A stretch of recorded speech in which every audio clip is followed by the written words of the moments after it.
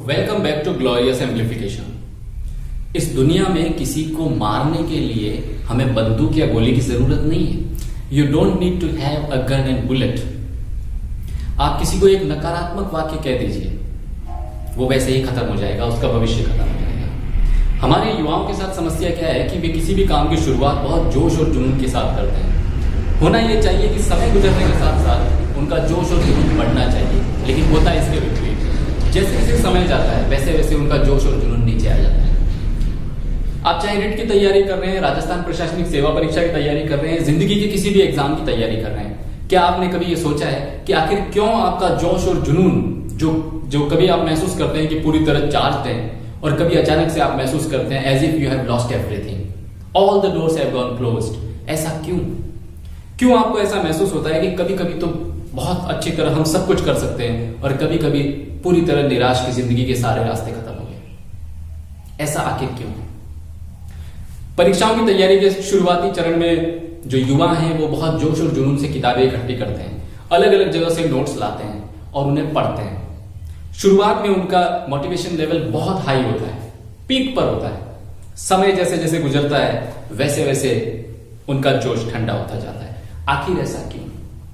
ऐसा इसलिए है क्योंकि हमारे आसपास के दायरे में नेगेटिव लोगों की संख्या बहुत ज्यादा है और वो नेगेटिव लोग हमेशा अपनी नेगेटिविटी आप तक पहुंचाते रहते हैं। फॉर एग्जाम्पल, अगर आप कहते हैं कि इस बार मैं रिट की तैयारी बहुत अच्छी तरह करूंगा और मैं इस बार चयनित हो जाऊंगा, तो कोई एक व्यक्ति अगर आपको ऐसा मिल गया, मान लीजिए 50 व्यक्तियों ने आपसे कहा है कि हाँ आपका चयन हो जाएगा, लेकिन अगर एक व्यक्ति ऐसा मिल गया जो आपका चाचा है, आपका फूफा है, कोई भी आपका रिश्तेदार है, कोई दोस्त है, और उसने कह दिया कि नहीं मैं देखो 18 घंटे पढ़ता था, मेरा चयन नहीं हुआ, तेरा चयन कैसे होगा? The moment you meet a negative person, the same moment your self confidence it begins decreasing. जिस पल आप किसी नेगेटिव आदमी से मिलते हैं उसी पल से आपका आत्मविश्वास डोलने लगता है। History is the best lab to reveal the truth. इतिहास सच को जानने का सबसे बेहतरीन टूल है। अगर आप सच जानना चाहते हैं आप इतिहास की तरफ रुख कीजिए। इतिहास कभी झूठ नहीं बोलता। तो मैं ये कहना चाहता हूं कि ये जो नेगेटिव लोग हैं, ये जो नेगेटिविटी हमारी चारों तरफ फैली हुई है, इसी को अपनी ताकत बना लीजिए, आप सफल हो जाएंगे। अब ये कैसे होता है मैं आपको बताता हूं। आपको याद होगा, अगर आपने स्कूल कॉलेज लेवल पर इतिहास को पढ़ा है तो आपको ध्यान होना चाहिए एक व्यक्ति था जिसका नाम था नेपोलियन बोनापार्ट। फ्रांस में उस समय डायरेक्टरी रूल चल रहा था और डायरेक्टर्स ये सोचकर घबराए हुए थे कि अगर इस नेपोलियन का निपटारा नहीं किया तो हो सकता है सत्ता हमारे हाथ से निकल जाए। तो इस नेपोलियन को खत्म करने के लिए उन्होंने नेपोलियन को एक आदेश दिया कि आप एक काम करो, इजिप्ट पे जाकर कब्जा करो, इजिप्ट पे चढ़ाई करो, इजिप्ट पे हमला करो। खुद नेपोलियन भी जानते थे कि ऐसा आदेश क्यों दिया गया, ताकि वो वहां जाएं और मिस्र के अंदर मारे जाएं। लेकिन हम देखते हैं कि इतिहास में क्या लिखा गया है, हुआ क्या है। जब नेपोलियन इजिप्ट पहुंचे तो जहाज से बाहर उतरे, उस मिस्र की धरती पर खड़े हुए और वहां खड़े होकर उन्होंने पूरे जहां तक उनकी नजर जा सकती थी वहां तक उन्होंने देखने का प्रयास किया। डेप्यूटी कमांडर उतर के आता है और नेपोलियन से पूछता है, sir we have reached. Napoleon कहता है, bring all the camels and horses out of the ship. जहां से सारे ऊंट घोड़े बाहर निकालो। वो जाता है, सबको बाहर निकालता है, उसके बाद आता है, सर जॉब डन। तो डेप्यूटी कमांडर को वापस नेपोलियन कहता है, go and bring all the soldiers out of the ship. Deputy commander जाता है, सारे सैनिकों को बाहर निकालता है और आता है और कहता है, सर जॉब डन। और नेपोलियन बोनापार्ट उसे फिर वापस कहता है, bring all the eatables out of the ship. जाओ जहाज में जितने खाने पीने का सामान है बाहर निकलवा दो। डेप्यूटी कमांडर आता है और कहता है, सर जॉब डन। और अब नेपोलियन ने जो कहा वो इतिहास में सुनहरे अक्षरों में दर्ज है। नेपोलियन बोनापार्ट कहता है अपने डेप्यूटी कमांडर से, burn the ship to ashes. जहाज को आग लगा दो। डेप्यूटी कमांडर ने उस पल सोचा होगा कि शायद आज हमारा कमांडर पागल हो गया है, लेकिन नेपोलियन पागल नहीं था। मैं उसे एक बहुत काबिल सेनानायक और एक बहुत काबिल मनोवैज्ञानिक मानता हूं। ह्यूमन साइकोलॉजी से परिचित था। खैर, कमांडर का आदेश था, जहाज को आग लगा दी गई। और जब वो जहाज जल रहा था उसके बाद नेपोलियन ने अपने सैनिकों से कहा, यू हैव टू वेज। आपके पास दो रास्ते हैं, you have two options, either fight और डाई। या तो लड़ो या मर जाओ। ये एक ऐसा संदेश था जो परिस्थिति के अनुसार सैनिकों को दिया गया था। सैनिक अच्छी तरह जानते थे कि यहां से भागे तो भी मरेंगे, इससे बढ़िया ही लड़कर मरे। आपके हिसाब से क्या किया होगा सैनिकों ने? वो लड़े, न सिर्फ लड़े बल्कि नेपोलियन ने विजय प्राप्त की और विश्व पर कब्जा किया। ये होती है ह्यूमन साइकोलॉजी। इस तरह से निगेटिविटी को पॉजिटिविटी में बदला जाता है। आप नेपोलियन बोनापार्ट को छोड़ दें, वो बहुत दूर के देश का था। हम भारत में देखते हैं, क्या आपको ध्यान नहीं है? आजाद हिंद फौज, सुभाष चंद्र बोस। आपको पता होना चाहिए कि जब द्वितीय विश्व युद्ध चल रहा था, उस समय जब जापान पीछे हटने लगा और आजाद हिंद फौज को रसद मिलनी बंद हो गई, सहायता मिलनी बंद हो गई, आजाद हिंद फौज के सैनिक गिरफ्तार कर लिए गए, सेना नायक अरेस्ट कर लिए गए, नकारात्मकता चारों तरफ फैल चुकी थी। अखबार उस समय लिख रहे थे कि आजाद हिंद फौज समाप्त हुई। लेकिन उस समय भी सुभाष चंद्र बोस ने यही कहा कि जो हुआ उसमें कुछ न कुछ स्वतंत्रता आंदोलन के लिए अच्छा है।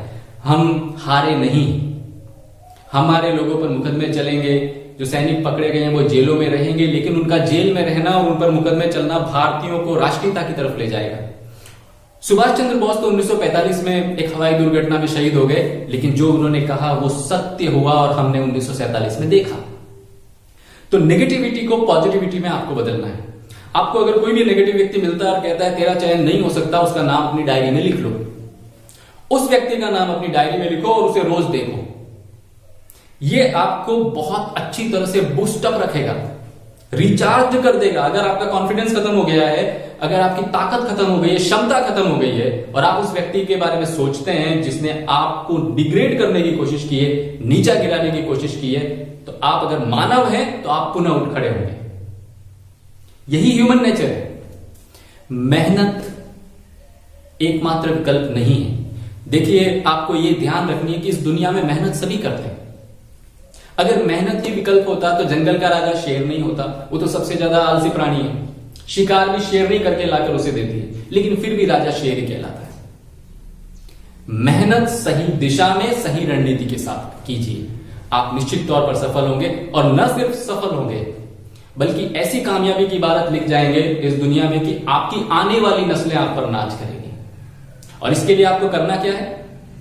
अपने आप को फोकस्ड रखना है, एक जगह खुद का ध्यान केंद्रित रखना है। मैं अक्सर वीडियोस देखता रहता हूं, बहुत से बच्चे मुझे मैसेज करते हैं, कहते हैं सर फलाना बता रहा है ये रणनीति अपनाओ, कोई कहता है ये अपनाओ। We are totally confused, we are at sea. क्या करें? मैं आपसे कहता हूं आप कुछ मत कीजिए। आपके पास अगर कोई किताब है, आप उसी किताब को रखिए, उसी किताब को आप 5 बार पढ़िए। 5 नई किताबें पढ़ने से बढ़िया जो एक किताब आपके पास है उसको 5 बार पढ़िए, आप सफल हो जाएंगे। यही सफलता का राज है। अलग अलग प्रकाशनों की किताबें हैं, राजस्थान बोर्ड की किताबें, एनसीईआरटी की किताबें, इधर से टेलीग्राम से नोट्स आ गए, उधर से नोट्स आ गए। करोगे क्या आप? 24 घंटे ही हैं आपके पास में, उसमें से कम 8-9 घंटे आप सोते हैं, तो कैसे चलेगा? एक ही रास्ता है, सिलेक्टिव होइए। आपकी अप्रोच को सिलेक्टिव रखिए, किसी एक चीज को देखिए। मान लीजिए अगर आप इतिहास के लिए कोई एक किताब लाए हैं, सिर्फ आप उस एक किताब को बार बार पढ़िए। याद रखिए, अलग अलग प्रकाशनों की जितनी भी गाइड्स किताबें बाजार में मौजूद है, 90% कंटेंट सेम होता है। 90% content of all the publishers in books is the same. तो आप एक चीज रखिए, उसको 100 बार पढ़िए ना, और कोशिश कीजिए कि जितना संक्षिप्त आप चीजों को, आपने गौर किया होगा मैं जितने वीडियो बना रहा हूं इतिहास पे या अंग्रेजी पे, आप गौर कीजिए कि हड़प्पा सभ्यता पर लोग वीडियो बनाते हैं 1.5 घंटे का, 2 घंटे का। मैं क्यों 10 मिनट का बनाता हूं?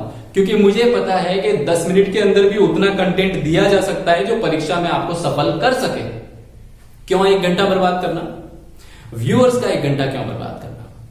तो याद रखिए, इस नेगेटिविटी को जो आपके चारों तरफ फैली है, इसे अपनी ताकत बनाइए। आप खुद पॉजिटिव रहिए, आप देखेंगे पॉजिटिव रिजल्ट आने वाले हैं। और जो आदमी डरता है ना, जो आदमी डरा हुआ है, वो आदमी कभी सही काम नहीं कर सकता। फॉर एग्जाम्पल, आपने बहुत पढ़ लिया और आप एग्जाम हॉल में बुरी तरह से डरे हुए हैं। आप ये सोच रहे हैं अगर प्रश्न संख्या 1 नहीं आया तो 2 नहीं आया तो, और कभी कभी ऐसा होता है। परीक्षा देने आप बैठते हैं, आप देखते हैं पहला नहीं आ रहा, दूसरा नहीं आ रहा, तीसरा भी नहीं आ रहा, और वहीं आपका पूरा आत्मविश्वास समाप्त हो जाता है। ऐसा नहीं होना चाहिए। अगर 3 नहीं आ रहे हैं तो आपके पास उसके अलावा भी 147 प्रश्न है। अगर आप रिट की परीक्षा दे रहे हैं, आप उन 147 के बारे में सोचिए ना। आप क्यों उन 3 के बारे में सोचते हैं जो आपको नहीं आ रहे हैं? तो अपनी अप्रोच सही रखिए, सोचने का तरीका बिल्कुल सही रखिए। मैंने आपको पिछले वीडियो में बताया था किस तरह से एक भिखारी था और एक साइकोलॉजी के प्रोफेसर थे।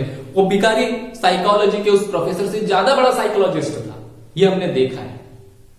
आप भी इसी तरह चलिए, अपने आप को फोकस्ड रखिए। और अगर कोई आपसे कहता है कि तू आरएएस क्लियर नहीं कर सकता, तू रिट क्लियर नहीं कर सकता, तू पटवार क्लियर नहीं कर सकता, तो उस व्यक्ति का नाम अपनी नोटबुक में लिखिए। मैं आपको उदाहरण देता हूं। मेरा एक विद्यार्थी था, वो विद्यार्थी बहुत गरीब बैकग्राउंड से था। सुबह से अखबार बांटता, दिन भर मेहनत करता, और उसके पास कोचिंग इंस्टीट्यूट जाने के लिए पैसे भी नहीं हुआ करते थे। वो चुपचाप आता, बैठता, पढ़ता, और इसी तरह से वो पढ़ता, लेकिन लगन थी उसमें, सच्ची लगन थी उसके अंदर। वो मुझे बताता है कि सर, लोग रिश्तेदार शादी का फंक्शन होता तो इनविटेशन कार्ड तक नहीं दिया करते थे। ये दौर उसने देखा, समय गुजरा, मेहनत की, कामयाब हुआ, आज असिस्टेंट एग्रीकल्चर ऑफिसर लगा हुआ है। और अब ये होता है कि कहीं भी कोई शादी है तो पहला कार्ड लाकर देते हैं, सर बालिया साहब आपको आना है। ये सच्चाई है इस दुनिया की।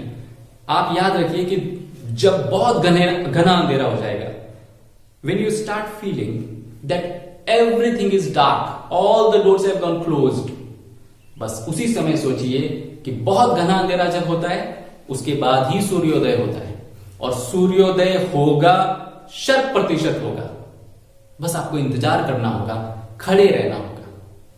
मैं बार बार एक बात कहता हूं कि आप लाइफ के किसी भी फेज पर हैं, अगर आप ये सोचते हैं कि मैं ये कार्य नहीं कर पाया, वो कार्य नहीं कर पाया, यहां एक्शन नहीं ले पाया, पिछड़ गया, पिछड़ रहा हूं, पिछड़ जाऊंगा, तो आप बिल्कुल गलत नाव में बैठकर सवारी कर रहे हैं। मैं आपसे ये कह रहा हूं कि जिंदगी की कैसी भी समस्या क्यों ना हो, आप सिर्फ डट कर खड़े रहिए। आप कोई मूवमेंट मत कीजिए, सिर्फ खड़े भी रह जाएंगे तो समय निकल जाएगा, समस्या आपको कम नुकसान पहुंचाएगी। तो इसलिए मैं आपसे कहता हूं कि पॉजिटिव रहिए, सकारात्मक रहिए, सकारात्मक माहौल को डेवलप कीजिए और नकारात्मकता को अपनी ताकत बनाइए। नकारात्मक लोगों को अपनी ताकत बनाइए, ये आपके एनर्जी बूस्टर होने चाहिए। जब भी किसी नेगेटिव आदमी को आप देखें जो आपके प्रति नेगेटिव है, आपकी कामयाबी के प्रति संशय रखता है, वो व्यक्ति आपके लिए मोटिवेशनल डोज है। और हमेशा एक चीज याद रखिए, कामयाब इंसान के हजारों रिश्तेदार होते हैं और नाकामयाब इंसान की बीवी भी उसे छोड़ देती है। ये एक यूनिवर्सल ट्रुथ है। विश्व इतिहास उठाकर आप देख लीजिए, भारत का इतिहास उठाकर आप देख लीजिए, अपने गांव का इतिहास उठाकर आप देख लीजिए, आप पाएंगे कि यह बात हर समय सटीक है, सच है। तो इसलिए फोकस्ड रहिए, अपनी रणनीति बनाइए। और रणनीति बनाने का मतलब यह है कि आप ये सोचिए कि मेरी क्षमता क्या है, मैं क्या करूं, और करना क्या है आपको, सिलेक्टिव अप्रोच अपनानी है। आप कामयाब हो जाएंगे रिट में। मैंने कहीं से कोचिंग नहीं ली थी, मैं तो 24 घंटों में से करीब 11-12 घंटे होते थे जिसमें मैं पढ़ाता था। स्पोकन अंग्रेजी की ट्रेनिंग क्लासेस होती थी, उसमें जाता था। साइको एनालिसिस की क्लासेस ऑफिसर्स के लिए चलती थी, उसमें जाता था, वहां ट्रेन करता था। उसके बाद आकर मैं देखता था कि अब मुझे अपनी रिट के लिए क्या करना है। और मैं बता चुका हूं, पुनः इस वीडियो में बता रहा हूं, याद रखिए 6ठी से 10वीं तक की किताबें पर्याप्त है। इन्हीं किताबों को आप 10 बार पढ़ लीजिए, रिट परीक्षा तक आपका चयन 100% होगा, 101% होगा, इसमें कोई शक नहीं। तो इसलिए मोटिवेटेड रहिए, अपने आसपास के लोगों को मोटिवेटेड रखिए। देखिए, अगर आप डिमोटिवेटेड हो गए, आपका परिवार डिमोटिवेटेड हो जाएगा और आपके साथ कई जिंदगियां जुड़ी हुई है। आपके साथ आपकी वाइफ की लाइफ जुड़ी हुई है, आपके साथ आपके मम्मी पापा की लाइफ जुड़ी हुई है, आपके साथ आपके छोटे भाई या छोटे बहन की लाइफ जुड़ी हुई है। अगर आप डिमोटिवेटेड हो गए और इस डिमोटिवेशन के चलते आप नाकामयाब हो गए, तो आप जीवन में आगे क्या करेंगे? फिर अगली रिट न जाने वापस कब होगी, फिर अगली पटवार परीक्षा न जाने कब होगी, फिर अगली आरएएस परीक्षा अब न जाने कब होगी। तो अपने आप को फोकस्ड रखते हुए सोचिए, ध्यान का दायरा शून्य कर दीजिए, वही चीज देखिए जो आपको परीक्षा में फायदा पहुंचा सकती है। और किसी भी रणनीति को बनाने के लिए आपको जिस चीज की जरूरत है वो है स्ट्रॉन्ग आयरन विल, मजबूत इच्छा शक्ति। अगर आप ये सोच चुके हैं और ये मान चुके हैं कि आप 100% कामयाब होंगे, आपके कामयाब होने की संभावना 50% पहले ही बढ़ गई। और आप 18 घंटे मेहनत कर रहे हैं और आपके यहां पर आपने संशय पाल रखा है, शक पाल रखा है कि मैं कामयाब नहीं हो सकता, याद रखिए आपने अपनी कामयाबी की राह में खुद ही रोड़े बिछा दिए। तो ऐसा मत कीजिए, अपने आप को फोकस्ड रखिए, अपने आप को अलर्ट रखिए, दुनिया के साथ कदम से कदम मिलाकर चलिए। और किताबों का जहां तक सवाल है तो सिर्फ जो किताबें आपके पास अवेलेबल है, जो एक आपने चुनी, अगर आपने किसी कोचिंग इंस्टीट्यूट के नोट्स चुन लिए हैं, अब आप उन्हीं नोट्स को पढ़िए। अगर आपने राजस्थान बोर्ड की किताबें ले ली है तो सिर्फ उन्हीं किताबों को पढ़िए। मैं रिपीट कर दूं, जितने ऑब्जेक्टिव टेस्ट होते हैं ये सिर्फ रिवीजन, ये रिवीजन ज्यादा हुए आप कामयाब हो जाएंगे।